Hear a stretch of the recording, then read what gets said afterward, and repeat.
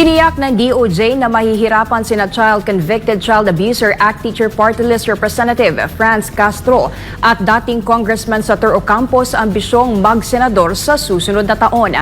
Isusulong naman ng isang anti-communist group ang pagpapatalsik kay Castro sa Kamara. Narito ang balita ni Paul Montibon. Dahil sa hatol na guilty ng korte laban kina ACT Teachers Party List Representative Franz Castro at dating Bayan Muna Representative sa Ocampo, posibleng hindi na makatakbo ang mga ito para sa ambisyong mag-senador sa 2025 midterm elections. Sa punong balitaan ng National Task Force to End Local Communist Armed Conflict o NTF-ELCAC, sinabi ni Department of Justice spokesperson Attorney Miko Clavano, mabigat ang hatol ng korte laban kina Castro, Ocampo at 11 iba pa sa kasong child abuse. Giit ni Clavano, malinaw kasi ang isinasaad ng Omnibus Election Code laban sa sinumang mahatulan ng korte.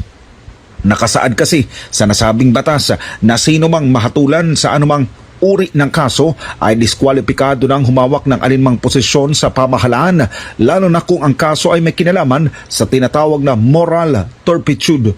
As long as a person has been finally convicted of a crime involving moral turpitude, disqualified po siya. Ngayon po, ang susunod siguro na tanong, ano po yung mga crimes na moral turpitude? Ito po yung mga acts it involves acts that are inherently wrong. Posibleng hindi rin pagbigyan ng korte ang convicted na si Franz Castro at sa Ocampo dahil na rin sa malakas ang ebidensyang nagdiriin sa kanila rito. Bail is a matter of right pag hindi pa siya convicted. Ngayon po, meron na tayong decision na proven guilty na po nga talaga si former Congressman sa Ocampo at si Representative Franz Castro. Now it becomes discretionary upon the court to afford bail. Samantala, kasunod ang hatol kina Castro, Ocampo at 11 iba pa, balak ngayon ng anti-communist group na yakap ng magulang movement na dumulog sa mga kinauukulang ahensya kasama na ang mababang kapulungan ng Kongreso para ipanawagan ang mabilis na pagsibak kay Castro bilang kongresista.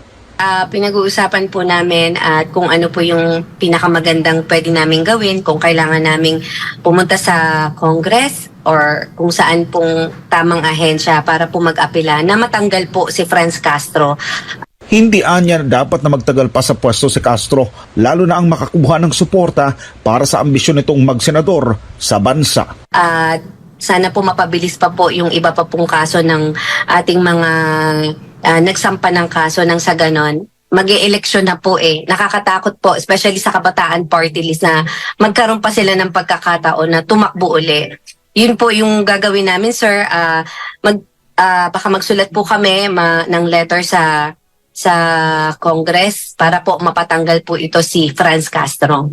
Matatandaan, nag-ugat ang kaso kina convicted Franz Castro at sa Ocampo sa iligal na pagtangay ng mga minor de edad sa Talaingod, Davao del Norte noong 2018 para isailalim sa indoktrinasyon sa kilusang komunista.